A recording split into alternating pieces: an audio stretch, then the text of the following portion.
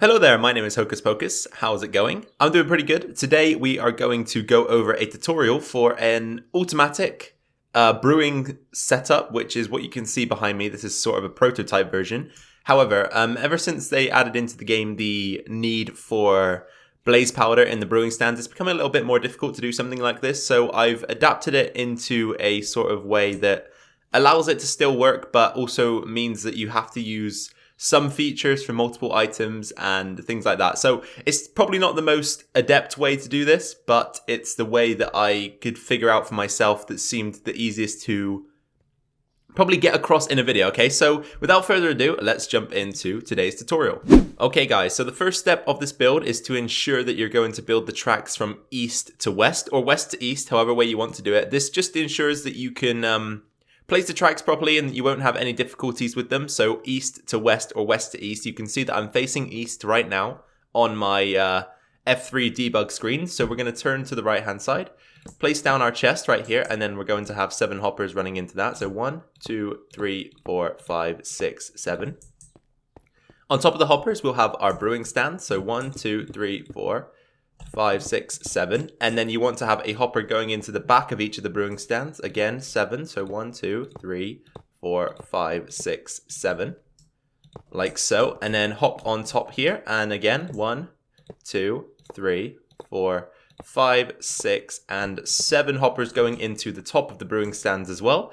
So that is one side of your brewing setup. Then you probably want to leave about a 7 wide gap. So 1, 2, 3, 4, 5, 6, 7, and then after the 7th block, this will be where your next set of 7 brewing stands go. So pop your chest in, just make sure 1, 2, 3, 4, 5, 6, 7, good. And then once again, 1, 2, 3, 4, 5, 6, 7. Brewing stands, 2, 3, 4, 5, 6, 7, and then in behind, again, 7 hoppers. So 1, 2, 3, 4, 5, 6, 7. And then finally, get on top of the brewing stand and get your 7 hoppers leading into the top. Obviously not like that. 2, 3, 4, 5, 6, and 7. You do have to be very careful when placing them just because the brewing stands have such a small hitbox. But once you're done with that, you'll have something looking like this.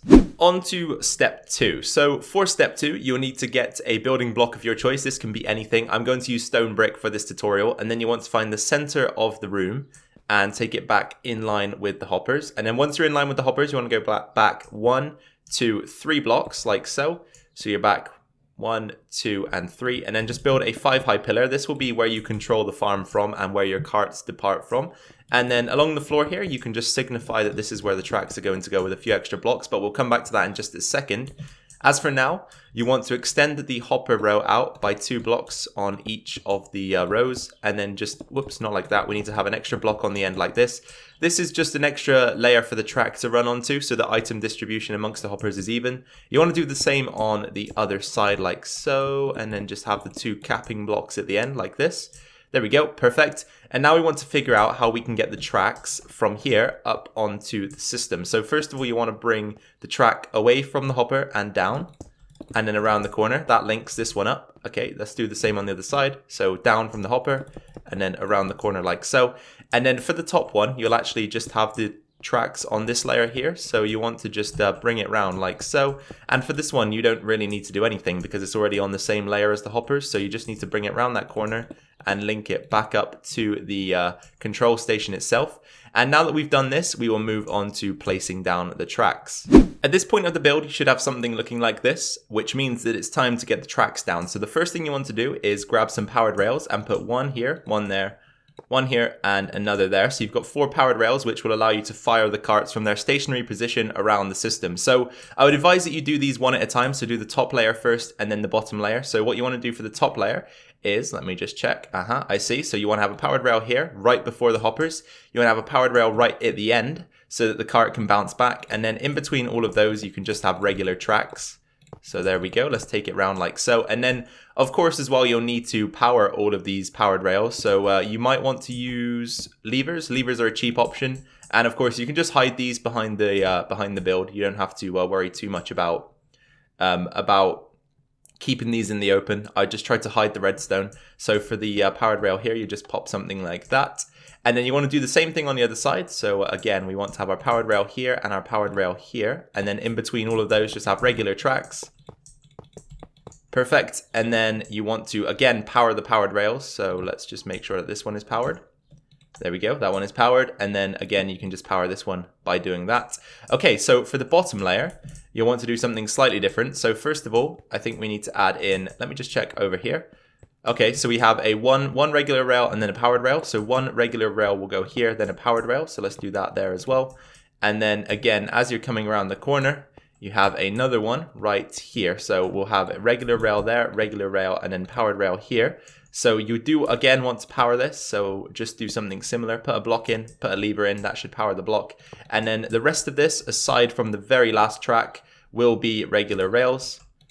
There we go. Let's place those in. And for this one, you can just power it by doing something like that. There we go. So let's do this again on the same on the other side. We will need a lever there as well, just to power this one. So let's power that one there.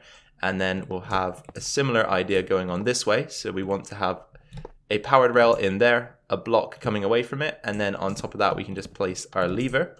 And then regular rails all the way up until the very last one, and then a final powered rail. This will allow the cart to bounce back to the stationary position, and just make sure that they're all powered, and then that should be your rail system set up and ready to go. So the aftermath of getting all of the rails in place should look something like this. Let me get a bit of a better view for you. There you go. So you should have something looking like this at this point. So from this segment, we will move on to implementing the redstone. So here you want to start with 7 repeaters going into the back of the bottom hoppers. So for me, I like to put my redstone on a separate kind of block just to indicate that there is redstone there if I'm ever building or digging in the area in the future. So you start with 7 repeaters going directly into the hoppers. And then behind the repeaters, you want to have a row of redstone. So again, just put your blocks down and then have redstone going into the back of all of them. And then from the very center one, or I mean, you can come from this end one, but I like to go from the center. Just bring the redstone out like this, wrap it behind the build. And then before we connect everything up, you want to have a lever right here, right in the middle. And then from there, you want to just bring redstone down to ground level. So let's pull the redstone out from the back and bring it down like so. And then you can just link this up to the repeaters on the side. So let's just take the stone brick round along the floor like so. And then again, as I say, just link all of this up with some redstone.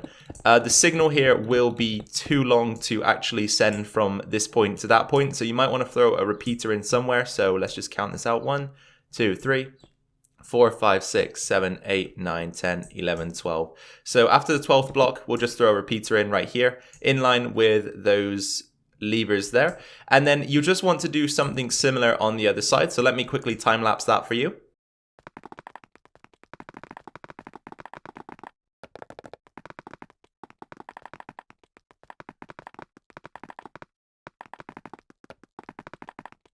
And there we go, we have the redstone same on both sides. So I will explain to you what this redstone does shortly, but there are a couple of other levers that you need to place. So one more needs to go here, that's to power these rails here so that you can make the cart go throughout the system on the bottom backside hoppers.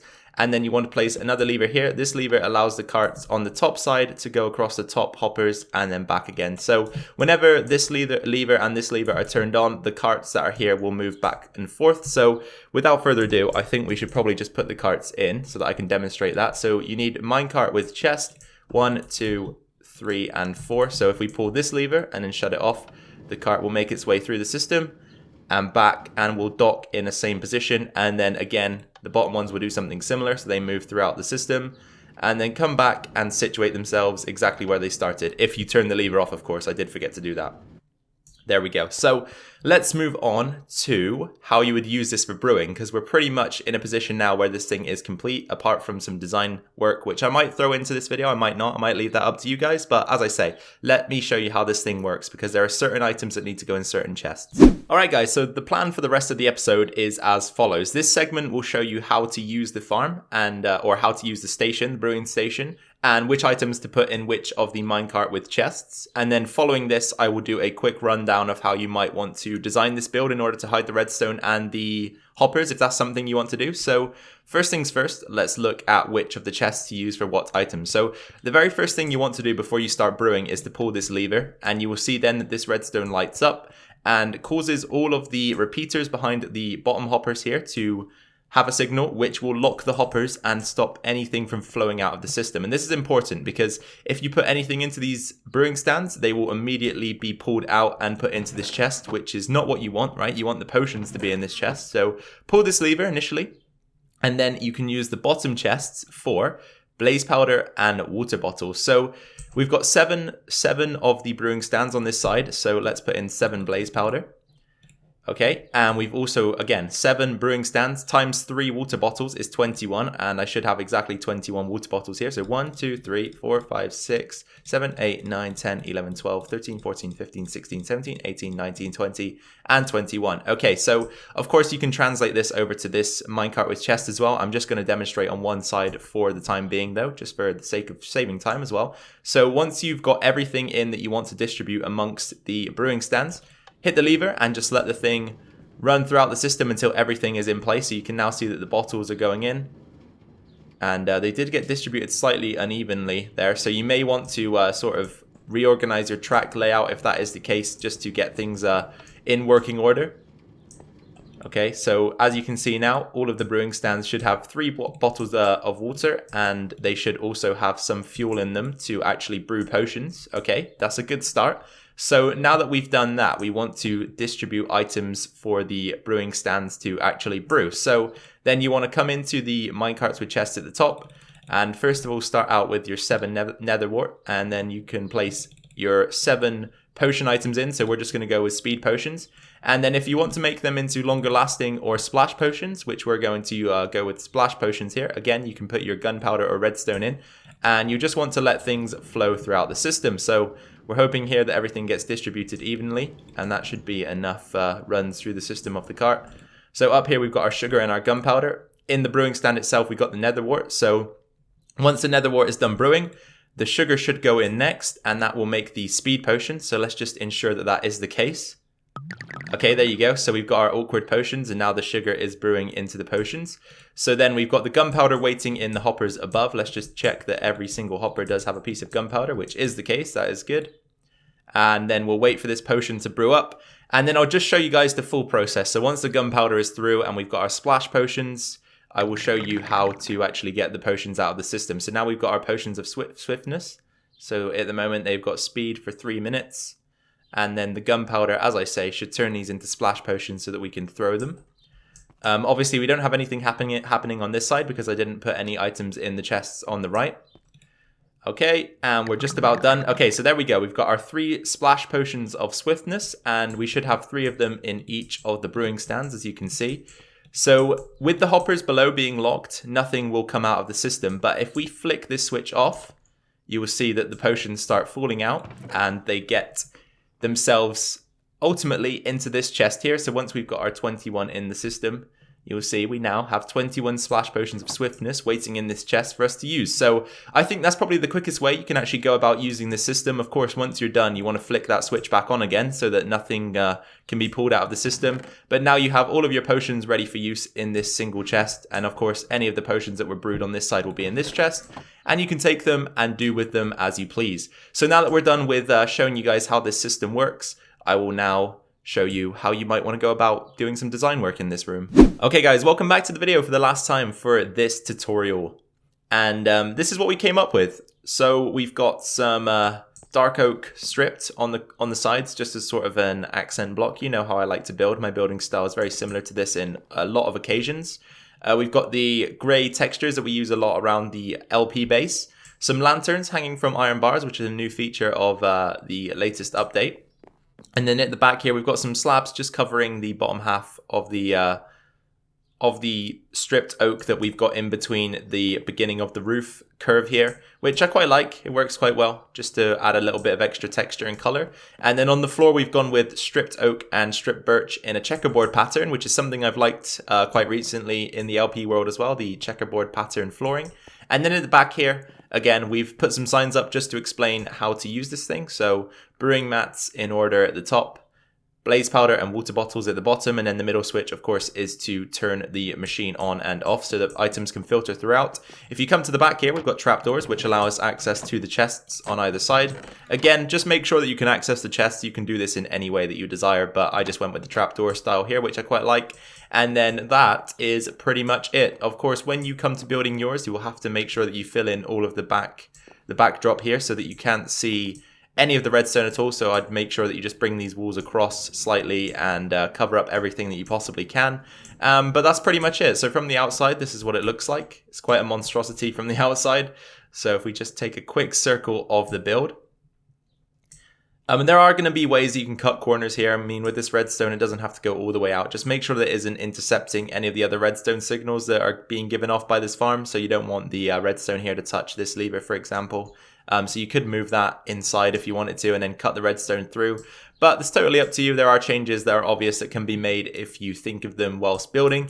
But this is just the sort of idea that I came up with on how to build this. So eventually we probably should build this in the LP world. It will be fun to mess around with some potions, I guess. We haven't done that since, wow, it's been a long time, right? I think since the Ender Dragon fight, we haven't used potions, so it will be fun to mess around with this. Anyway, you guys, that is going to be the end of this tutorial video. Thank you very much for watching, and if you did enjoy it, then please be sure to drop a like down below. That'll be much appreciated. If you have any questions about this, any suggestions, any feedback, anything you want to say at all, please pop that down in the comment section below and I'll be sure to get back to you. And finally, if you're new around here or haven't subscribed yet, then be sure to hit that subscribe button to stay tuned to more tutorial videos like this. I've got LP series running, a hardcore series running. It's all Minecraft, it's all good stuff. So just stick around for that. So once again, you guys, thank you very much for being here today and taking precious time from your day to come and watch my video. I do appreciate it. I'm very grateful to have you here. Take care of yourselves, take care of your families, and I'll catch you all in the next video. Bye for now.